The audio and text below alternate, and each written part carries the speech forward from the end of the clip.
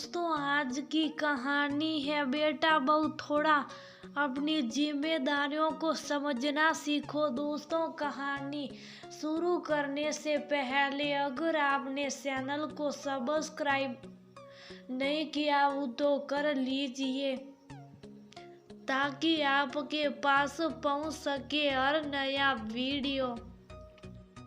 मम्मा, क्या हुआ? क्यों इतनी परेशान हो? अपनी माँ नलिनी को इतने परेशान देखकर 6 साल के शुभ ने पूछा। तुम अपना काम करो, मैं पहले ही बहुत परेशान हूँ और ज्यादा परेशान मत करो। नलिनी के सबर में जलाइट थी। शुभ के बार बार पूछे जाने वाले सवालों से नलिनी पहलू ही दुखी हो रही थी। उस पर लैपटॉप पर कुछ देखकर और ज्यादा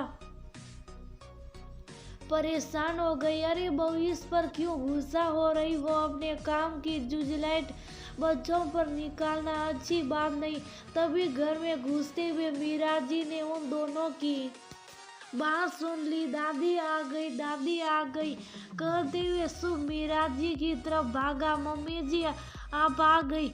आपने बताया नहीं, वरना सुमित आपको लेने स्टेशन आ जाते। हाँ बहू, मैंने सोचा कि बिना बताए चलकर तुम लोगों को सरप्राइज ही दे। पीछे से ससुर जी की आवाज आई तो नलिनी ने उनके हाथ से सामान लेकर उनके पैर छुए। नलिनी और सुमित नौकरी के चलते बेंगलोर रहते हैं और मीरा जी व राजेश जी दिल्ली रहते हैं। जब भी उनका मन करता है आ जाते हैं। बेटा बहू के पास रहने हमेशा वह उनके साथ इसलिए नहीं रहते कि पहली बात तो बेटा बहू की प्राइवेसी में ज़्यादा दखल नहीं देना चाहते। दूसरी बात, बेटा बहू को भी अपनी जिम्मेदारी समझ जानी चाहिए। इस बार उनके आने का मकसद था शुभ का स्कूल में एडमिशन कराना। प्ले स्कूल से शुभ को अब बड़े स्कूल में एडमिशन लेना था, जिसके लिए बहुत सारी फॉर्मेलिटी तो थी ही, साथ में भाग दौड़ भी पूरी थी। शाही नाश्ते के बाद शुभ तो थक कर सो गया। तब तक सुमित भी आ गया था। राजेश जी बोले, वो शुभ के एडमिशन की बात हुई या नहीं? जी पापा जी, जब आप आए उस समय में इसीलिए परेशान हो रही थी। जिस स्कूल में मैंने एडमिशन के लिए फॉर्म भरा वहीं से मेल आया था। उसमें शुभ खेल कुछ डॉक्यूमेंट चाहिए थे। शुभ का जन्म प्रमाण पत्र और आधार कार्ड, साथ ही उसका वैक्सीनेशन कार्ड का रिकॉर्ड। परेशानी ये है कि शुभ का आधार कार्ड अभी बना नहीं है और जन्म प्रमाण पत्र पर भी शुभ के नाम की जगह उस समय बेबी लिखवा दिया था। अब समझ नहीं आ रहा है कि क्या करूं। मुझे और सुमित को छुट्टी नहीं मिलती, कैसे बनेंगे शुभ के डॉक्यूमेंट्स?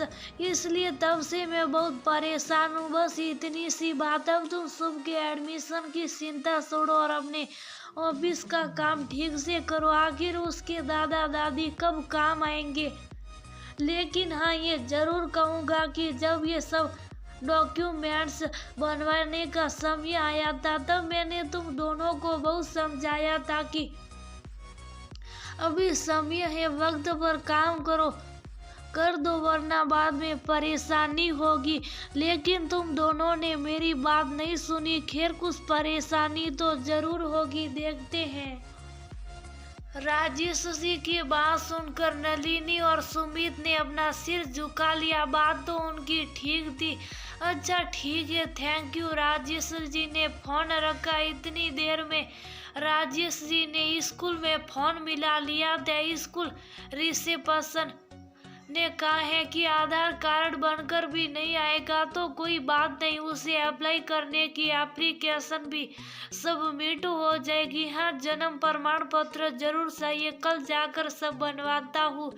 सास ससुर के आने से नलिनी को बहुत राहत मिल गई थी। अब वह बेफिक्र होकर अपने ऑफिस के काम में लग गई। राजेश जी ने शुभ के सारे डॉक्यूमेंट्स बनवा लिए। दिन में मीरा जी और राजेश जी मिलकर शुभ की तैयारी भी करवा देते। उसके इंटरव्यू के लिए दादा दादी की मदद से शुभ में बहुत इम्प्रूवमेंट हुए थे। आखिर इंटरव्यू का दिन भी आ ही गया। शुभ ने इंटरव्यू में सभी सवालों के सही जवाब दिया। शुभ बहुत खुश था, उसके अंदर कॉन्फिडेंस आ गया था। सब मॉल में घूमने गए, इतनी दिन से तैयारी चल रही थी, आज फ्री हुए थे, सब बहुत खुश थे। अगले दिन शुभ के स्कूल से एडमिशन का कॉल आ गया। थैंक यू मम्मी जी, पापा जी, अगर आप ना आते तो शुभ का एडमिशन बहुत मुश्किल था। हम कैसे ना आते, हमारे पोते के एडमिशन का सवाल था। राजेश जी ने शुभ को गोद में उठा लिया। लेकिन सुमित और नलिनी, अब तुम दोनों माँ बाप बन गए हो, थोड़ा अपनी जिम्मेदारियों को समझना सीखो। अभी तो हम आ जाते हैं, लेकिन कभी ऐसा मौका हुआ जो हम ना आ पाए तो सोचो तुम दोनों को कितनी परेशानी होगी।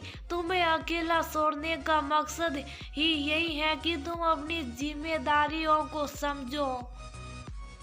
हाँ मम्मी जी, आगे से हम ध्यान रखेंगे, लेकिन हम ज्यादा जिम्मेदार हो गए तो आप हमारे पास आना ही छोड़ दोगे, इसलिए हम थोड़े लापरवाही अच्छे हैं कहकर नलिनी मीरा जी के गले लग गई। अच्छा शैतान, तुम नहीं सुधरोगी। मीरा जी ने नलिनी के कान खींचे तो सब हंसने लगे।